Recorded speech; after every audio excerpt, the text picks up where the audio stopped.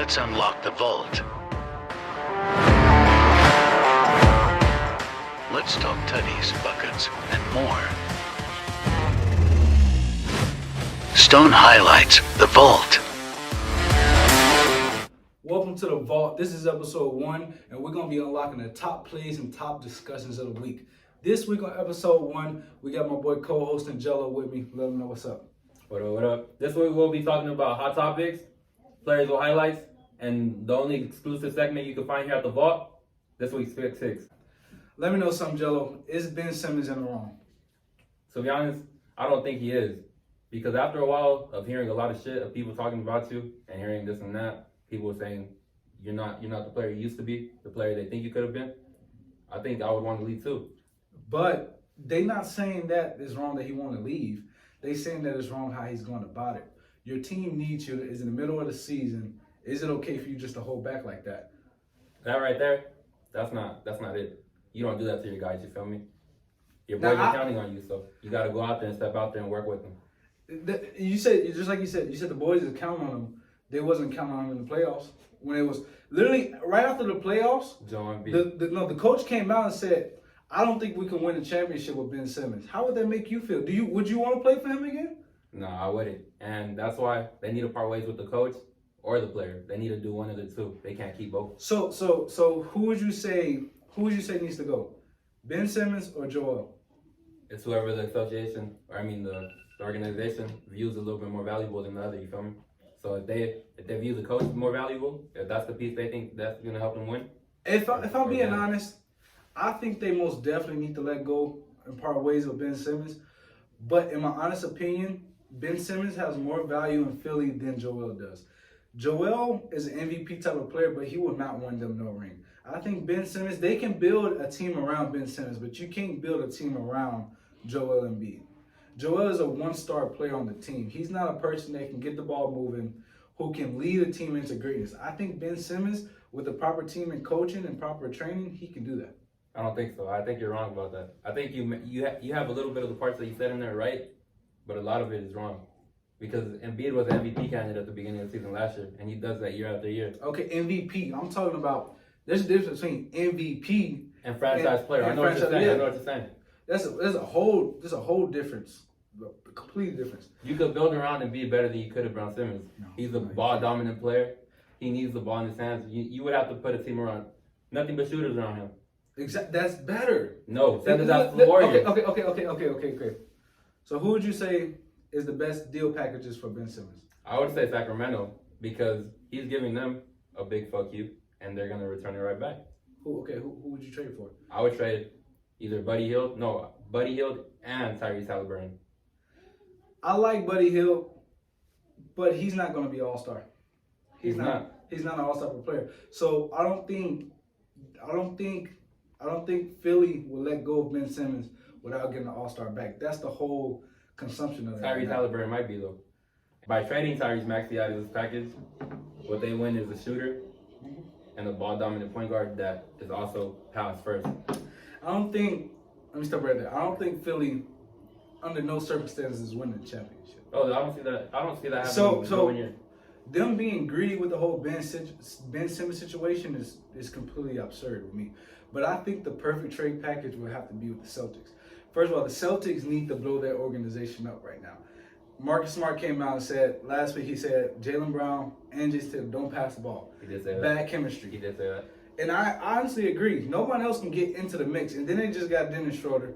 So they need to learn to pass the ball. And I feel like with Jason Tatum and Jaylen Brown on the same team, that won't happen. Those are two ball-dominant people who can be superstars on their own team. Okay. So I think they won't let go of Jason Tatum. You let go of Jason Tatum, that's completely stupid.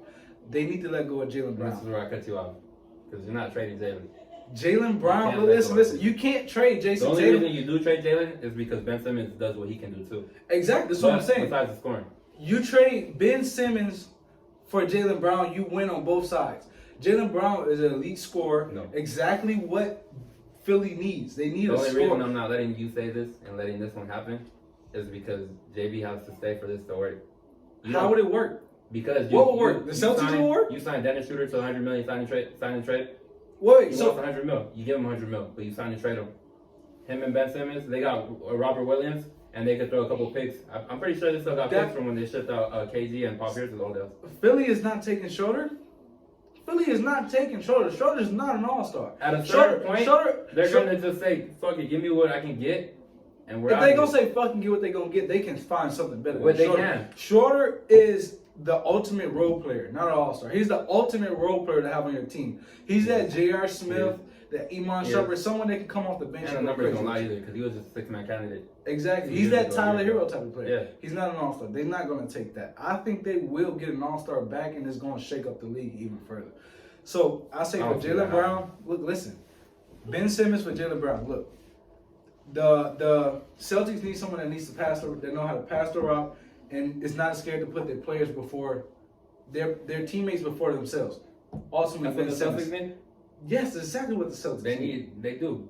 But Ben Simmons, perfect fit. And then if you put Jaylen Brown on the Philadelphia, perfect fit. They got someone who can score the rock, who can pass it around just a little bit, not at elite level, but just enough for them to get the ball moving, and who can shoot the rock. Ben Simmons can't shoot the rock. They need someone on their three-point line. They've been having the worst three-point in the fucking league for about the last 5 years.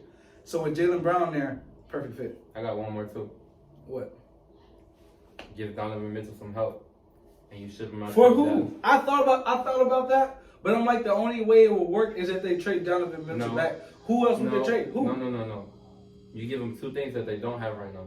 What? A point guard that can score, Okay. and a shooting guard that just won 6-man of the year, who's Jordan Clarkson. Oh, okay. Exactly. Okay. You give them that two bundle right there, 6-man of the year, a proven veteran point guard that's solid, and they can go somewhere with that. And in return, Okay. Donovan Mitchell gets Ben Simmons. Are you a Buckham fan? A Beckham fan? Yes. Bro, don't ask me that, bro. Come on, now you should know that already. Beckham fan. Let's talk. Okay. Odell is going to terrorize LA.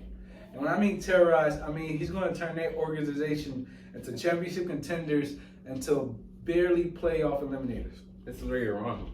Because Matthew Stafford is a veteran. He's not Baker Mayfield. He has nothing to prove. It was never against Baker Mayfield in the first place. It was always Odell. No. It was always Odell. No, hold on. Let me get at this one first, because you're talking about my players, so I gotta come correct. Okay. You don't do that. Matthew Stafford is not Baker Mayfield. Baker Mayfield's never had a Calvin Johnson caliber player where you have to learn how to play with someone. Baker Mayfield is way more elite than Matt Stafford. Matt Stafford is mobility. Matt Stafford is elite because of the players he has around him. That's not true. Don't get me wrong. He's a good. whole I like him. He's a good quarterback, but he's not better than Baker Mayfield. Get that out the way. He's not better than Baker. Yes, he is. No, he's not. Yes, he You is. put Baker on LA, championship automatically.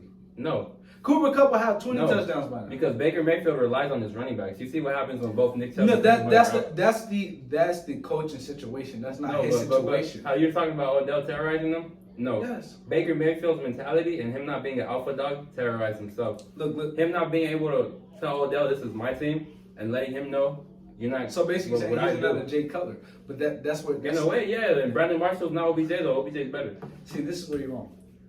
OBJ has that name. He's one of those players that had that name to him. After his first 3 or 4 years in the league, historic dog water. Historic. That's why everybody. That's why his name is what it is. Historic. Odell is the Derrick Rose of the NFL. The fan favorite who no one wants to let go of his greatness because of what he did when he was younger. I can see why he's saying that, but that's not true. What people don't realize, that one-hand catch was 7 years ago. It was 7 years ago. And it was 7 actually years ago. 7 years ago today. 7 years ago today, and ever since then, 2 years prior, he hasn't done nothing. Because he got to the Cleveland. Browns. Who fault is that? No one told him to go to the Browns. And even if he didn't go to the Browns and he stayed in New York, he would still do the same. Because Eli Manning was declining already. Nah. Odell's been in 2 shithole situations the past 2 times he's played. Okay, he's not in that situation no more. He's in LA. And no this is excuse. what he's gonna do. And this is what he's gonna do. He's gonna remain their number 3. And if he's not good enough to play, it's gonna show. Because Van Jefferson, he's not just no sleeper number 4. He's an actual football player. He plays. And he's young too. He just came out of Florida State 2 years ago. So it's gonna work out. Because if it doesn't, they got someone to replace him with. With elite as Baker Mayfield is, In the last 35 games, Odell only scored 7 touchdowns.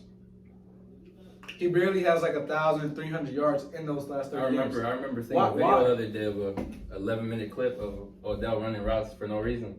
Open. I'm not even talking about You can't be open after the ball's already thrown. You gotta get open before Odell's slow. He barely has any feet work now. No, don't get me wrong. The Browns trying to use him as a deep threat. You gotta utilize him to what he can do now. Only thing Odell has is his hands. He doesn't have feet work. He's slow and his vision is horrible.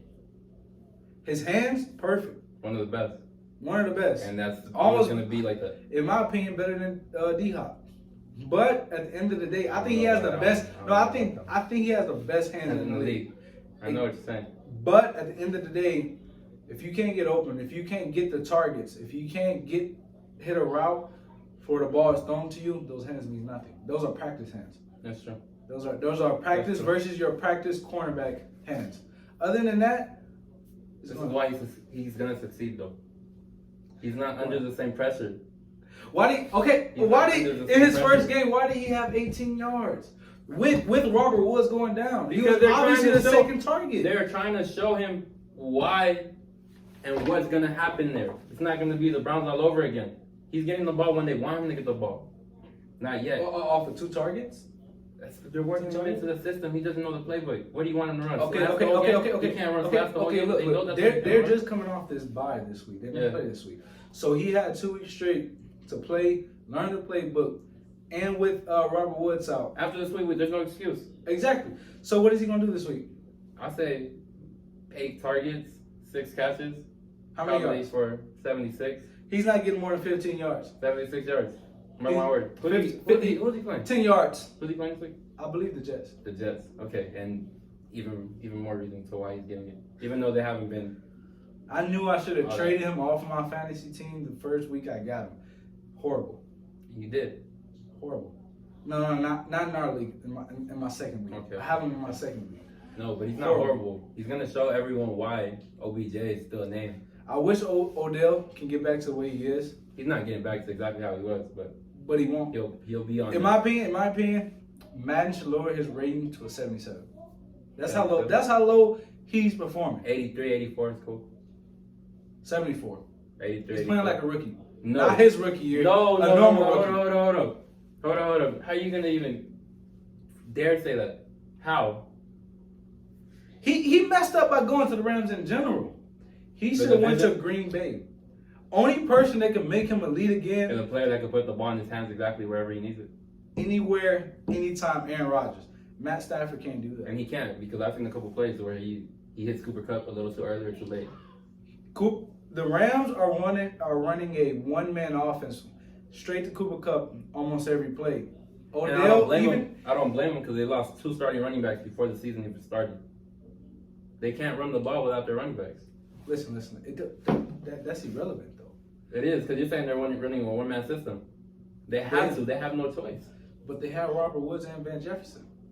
Robert Woods wasn't being utilized, and that's the offensive coordinator's fault. Exactly. That's what I'm saying. They run a one-man offense. So in LA, he's not going to do nothing but become a diva when he realizes he's still not getting the ball. Because even though LA isn't going to let him do what he wants to do, that name holds weight. So they're going to get him involved in a few more plays than a couple actually.